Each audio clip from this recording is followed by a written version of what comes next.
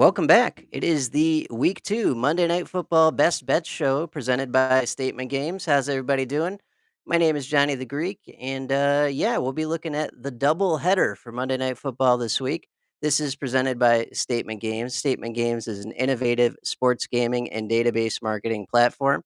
It works similarly to making individual prop bets, but you rank them with confidence points at the end, and you put your 10 best picks up against everyone else's in a contest for prizes. It is good stuff. Been playing it for a long time.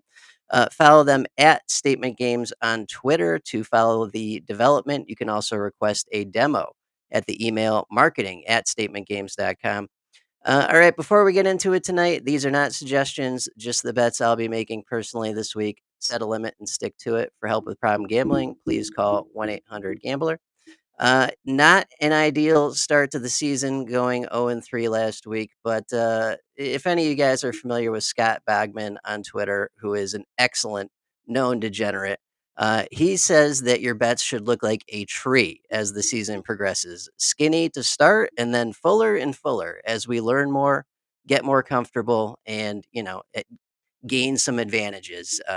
Throughout the course of the season. Yeah, the more snaps and games we see, the more we learn, the easier it's going to be to identify some of the mispriced lines or trends when we see them, any weaknesses we can exploit. So, with that being said, let's get into it. We got a Monday night football doubleheader this week for week two. So we're going to start by looking at some of the trends, ranking, some of the things we saw in week one that might give us a feel for these matchups and maybe give us some avenues to exploit when it comes to getting some bets that might actually win this week. That'd be nice.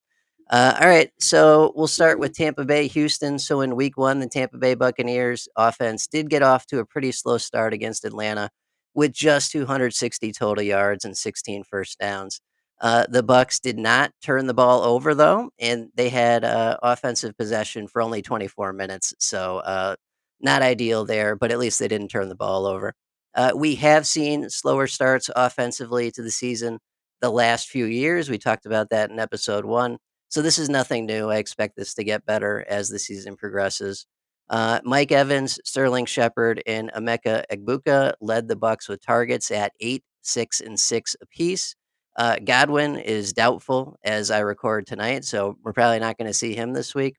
And we did see that the hype matched the reality when it came to Emeka Agbuka. I'm probably butchering that, but fantastic player. So that's definitely someone I want to target if his line looks good this week. Baker Mayfield was only sacked once, and it feels like this is a mediocre offensive performance in week one that had more to do with a lack of opportunities than anything else. As Atlanta, with Bijan, had 35 plus minutes time of possession. So Tampa Bay didn't really have a lot of opportunity to get going offensively last week. Hopefully that changes for this week. All right, the other side of that matchup is the Houston Texans.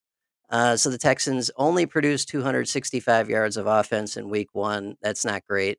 With Nico Collins and Dalton Schultz each getting 5 targets each, plus a modest 114 rush yards, most of those going to Nick Chubb.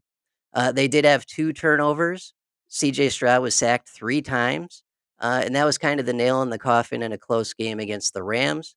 The time of possession was pretty even for both teams, and the Texans' offensive line continues to be a large issue as Stroud was pressured in 41% of his dropbacks in week one. That is something we could probably exploit right there. A sack line over under or an interception or a turnover, something like that. He's going to be running for his life again if it's anything like last week.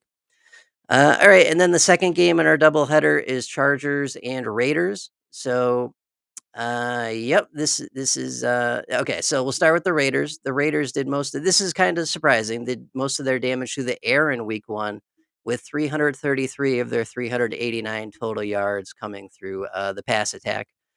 Time of possession was even with their game against the Patriots. They did have 1 turnover, but so did New England, so it evened out. Jacoby Myers and Brock Bowers led the way with targets. Bowers had 10 and Myers had 8. So Bowers picked up a knee injury and is questionable as we head into this game for Monday night. So we'll see if he even plays. And then the Chargers stunned basically everyone with a week one upset against the Chiefs, where they dominated in almost every statistical category and played a clean game with zero turnovers. We did not get the run first Chargers that we're used to. Instead, we got Herbert throwing for over 300 yards, with Lad McConkey and Keenan Allen getting 19 targets between them. And then Quentin Johnson getting a good chunk as well. So it was the polar opposite of the Chargers we've seen in recent history. They threw to open up the run instead of the other way around. So we'll see if that continues this week. But with all that in mind, here are the bets that kind of stuck out to me. And once again, I wouldn't just tail blindly on this. If you like something, use this as an idea generator and build off of it. But that didn't go well for anyone last week. So my first favorite bet this week is Ameka Agbuka over 52.5 receiving yards. This is minus 110 at the time of recording. I'm sure this line is going to move a little bit. This came from Underdog and Betting Pros since we're still early in the week. But if it's in the ballpark, I like the over, is basically what I'm saying here. So Egbuka had 6 targets and turned 4 of those into catches for 68 yards and 2 touchdowns in week one. Godwin remains doubtful and likely won't be back until at least week four. And the world saw what Egbuka was capable of last week. He's going to get a decent challenge with this Houston defense and secondary in particular. But with CJ Stroud running for his life for almost half the time he drops back, I think Tampa Bay wins the time of possession battle here and gets plenty of chances to, possess the ball offensively and target their new talented wide receiver here. So beyond that, Houston was the 11th best rushing defense last season and only allowed 72 rush yards last week against the Rams. So Tampa Bay may have to lean on their pass game here a bit to begin with. If they find it hard to move the ball with Bucky Irving, which is a distinct possibility in this game. And then finally, we've got Houston. They are at home and coming off a week one loss.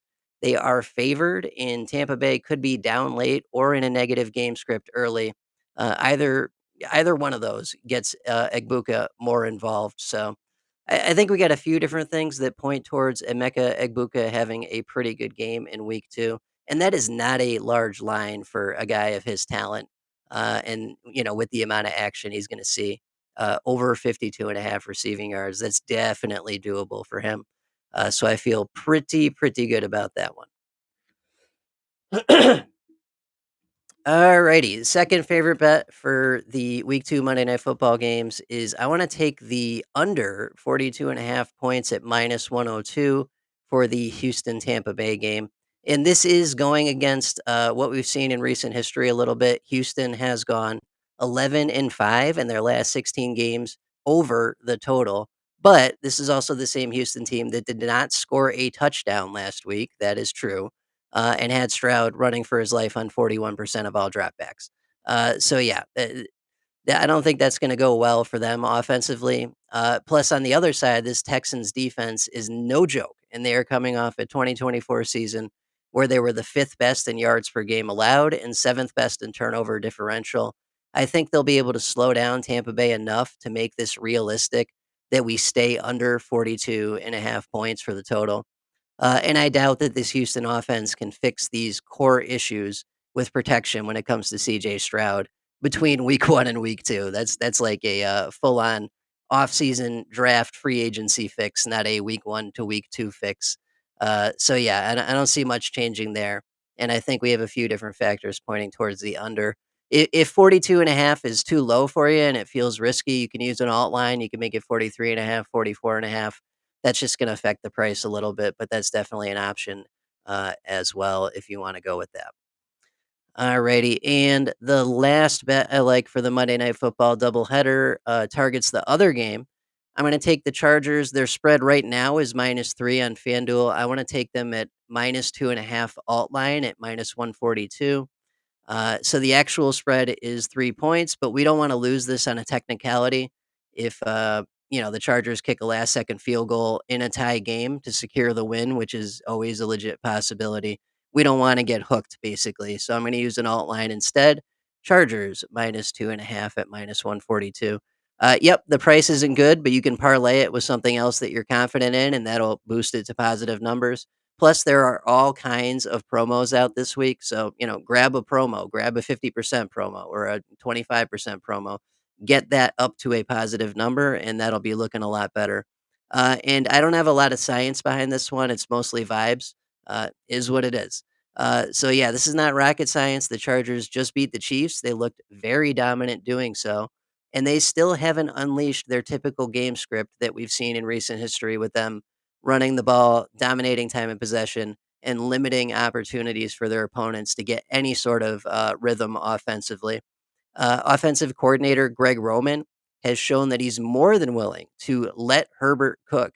And if he comes out slinging it like he did last week, that's going to back up the safeties, open up run lanes for Hampton and company. And this Raiders rushing defense was mediocre at best last season, but did hold the Patriots to just 60 rushing yards in week one. So it is a strong possibility that the Chargers come out throwing to begin with to try and back off the Raiders a little bit out of the box. Um, so yeah, beyond that, Brock Bowers is questionable to play this week. Ashton Genty did not amaze in any way, shape, or form in his debut. Just 38 rushing yards and 2 catches for 2 yards in week one. Yeah, that's not what we were looking for when we drafted him in rookie drafts this offseason. So yeah, this feels pretty good to begin with. And if Bowers is actually hurt and can't go for this one, then it feels like an absolute slam dunk. So more to be revealed on that, but I do think in general the Chargers win this game, and I'd be comfortable with them at -2.5 alt line. So yeah, that's what I got, and we've kind of settled on the format now going forward. We'll have the Monday night game. As the season progresses, we're going to learn more things about each team. We're going to have the rankings. We're going to have the trends. We're going to have the injury news. We'll cover all that before we actually talk about the bets. See if we can find any areas we can exploit and try and find some value. Try and find some bets that are more likely to actually win. And yeah, and that'll be it. We'll do that. We'll put out the bets and we'll go from there. So that's what I got. Thank you guys for watching. Hope you have a good week. Good luck in week two. We'll be back same time, same place next week. Subscribe to the IDP Plus YouTube channel for great IDP fantasy football news and content. And make sure you're following at Statement Games, all one word, on Twitter for updates on this excellent, outstanding product that will be relaunching sometime this year. Good luck, everyone, in week two, and we'll catch you for week three. Take care. Bye bye.